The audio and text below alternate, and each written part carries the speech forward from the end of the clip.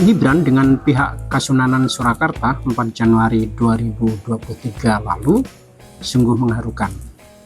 Anak muda itu yang semula jualan martabak 18 rasa, kini membuat nano-nano menjadi makin tidak karuan rasanya. Ada juga rasa ngilu.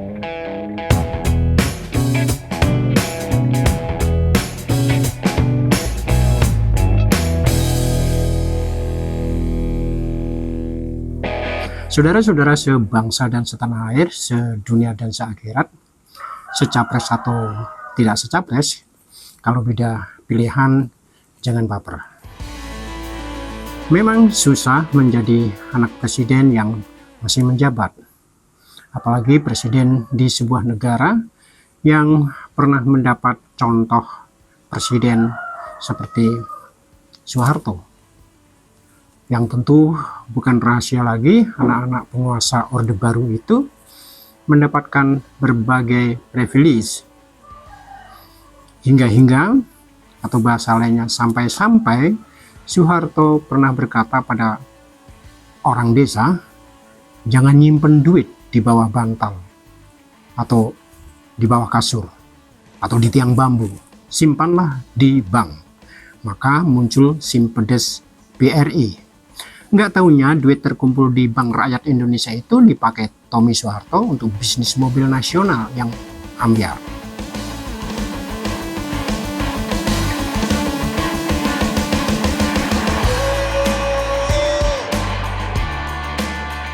Presiden Soekarno tidak memfasilitasi anak-anaknya, bahkan meski anak presiden, Megawati pernah merasakan bagaimana susahnya untuk bisa kuliah. Tipe orang berkuasa yang tidak memfasilitasi anaknya terlihat pada Habibie. Presiden Habibie waktu itu adalah teknokrat sejati. Demikian juga Muhammad Hatta, Sri Sultan Hamengkubuwono IX, juga Gus Dur. Yang lain-lainnya saya tidak tahu, misal Megawati atau SBY. Jokowi saya sedikit tahu, tipe free thinker yang tidak terjebak status quo. Presiden Jokowi datang dari keluarga moderat dan melarat. Punya selera humor yang oke. Selera humor itu penting untuk mengukur seseorang dewasa atau tidak dalam menghadapi segala cuaca. Saya tidak hendak mengatakan bagaimana SBY atau yang belum jadi presiden seperti Amin Rais dewasa atau tidak. Yang pasti mereka sudah tua dan punya anak cucu. Soal kelakuan itu lain lagi. Karena kita belum punya banyak presiden, kita tidak punya banyak perbandingan. Berkait dengan dinasti kekuasaan politik, selalu tak bisa lepas merujuk pada pemerintahan Orde Baru. Padahal dalam sistem politik kita, Orde Baru tidak bisa menjadi perbandingan karena memang berbeda. Apakah lebih baik atau lebih buruk? Biarlah survei nanti yang membuktikan. Kalau menurut Mahfud MD, korupsi di zaman sekarang jauh lebih banyak dibanding Orde Baru.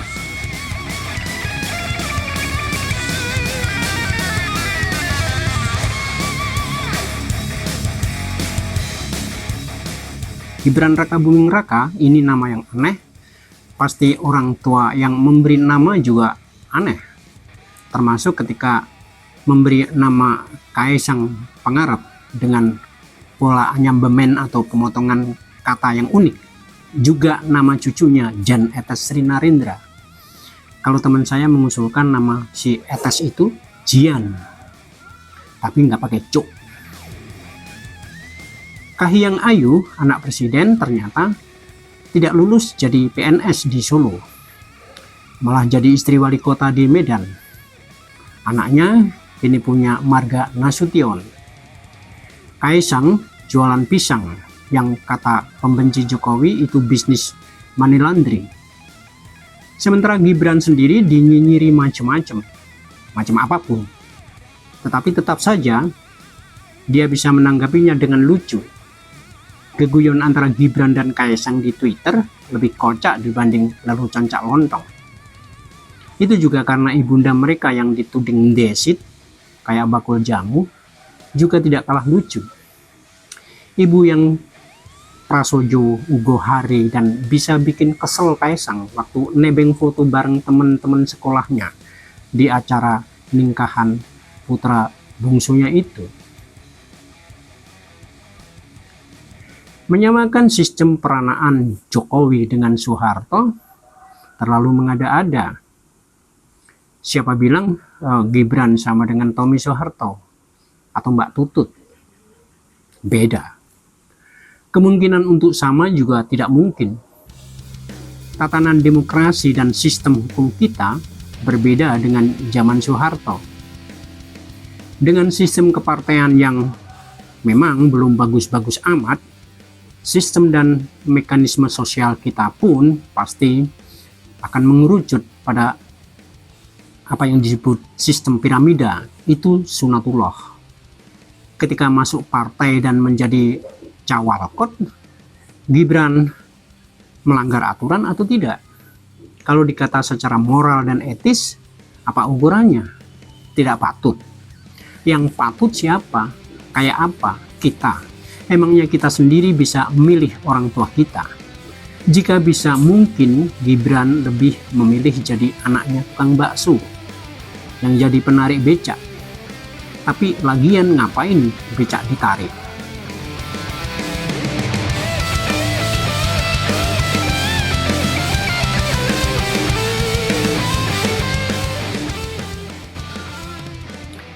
Gibran bukan anak kemarin sore, karena ia lahir pada tahun 1987. Sekarang sudah tahun 2023. Kalau anak kemarin sore tentunya dia lahir tanggal 5 Januari 2023, karena postingan video ini ditulis tanggal 6 Januari 2003.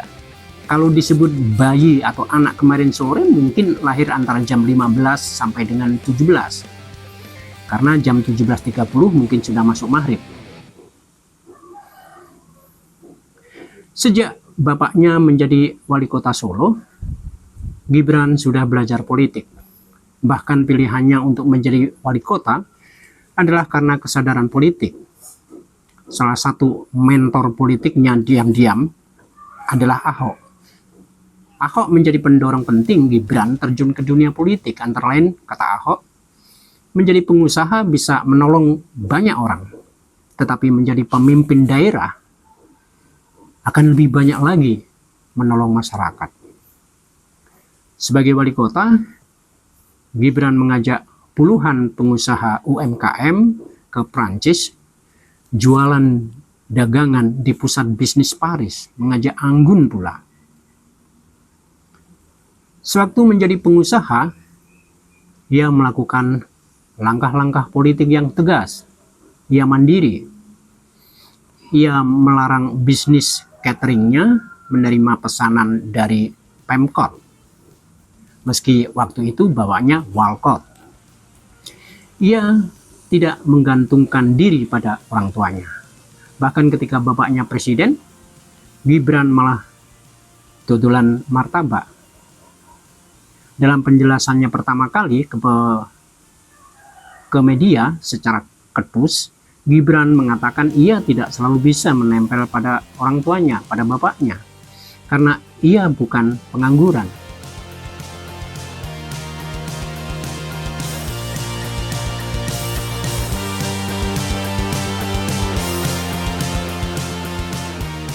Ia punya pekerjaan, bahkan pekerjaannya adalah pilihannya sendiri. Ia menolak untuk meneruskan pekerjaan ayahnya sebagai pedagang mebel. Hasilnya jauh lebih kinclong dibanding usaha ayahnya yang sudah puluhan tahun.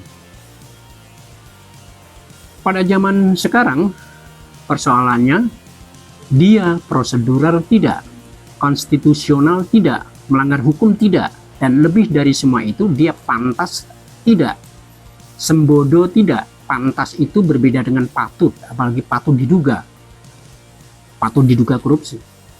Jadi bisakah kita menilai secara proporsional? Jika tidak, kita sendiri mungkin memang yang tidak pernah proporsional melihat masalah. Seperti dalam agama, tidak kenal maka tak sayang. Dan janganlah kebencianmu membuat tidak adil sejak dalam pikiran.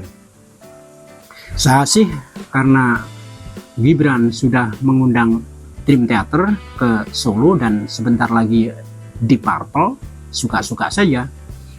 Toh dengan mengundang grup rock progresif itu, meski sudah usur, Gibran punya peranan penting dalam revitalisasi Puro Mangkunegaran dan sebentar lagi Kasunanan Surakarta. Apalagi dengan dana 236 miliar rupiah, dana hibah dari pemerintah United Emirat Arab, tidak untuk memborong tiket pertandingan Persis Solo yang masih seret itu. Jadi grup musik rock mana lagi yang hendak kita dustakan? Keep rock and roll.